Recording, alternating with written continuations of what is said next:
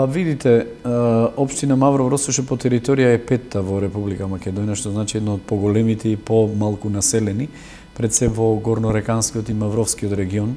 Значи имаме села во кои што има помалку жители, меѓутоа пак потребите се за сите села исти.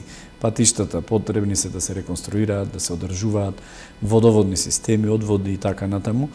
И малку можеби оди потешко од причина што, знаете, имаме повеќе потреба од тоа. 42 населени места, од кои што барем во 20 не има активно население, кои што имаат постојано потреба. Меѓутоа, па не значи дека другите села немаат потреба од патишта, од водови, да речемете и викенд населбите како Галични, Глазарополе, или пак ете пред 4 години изградивме нов пат во село Сенца, има 2 семејства живеат тука, или пак еден дел за Нистрово.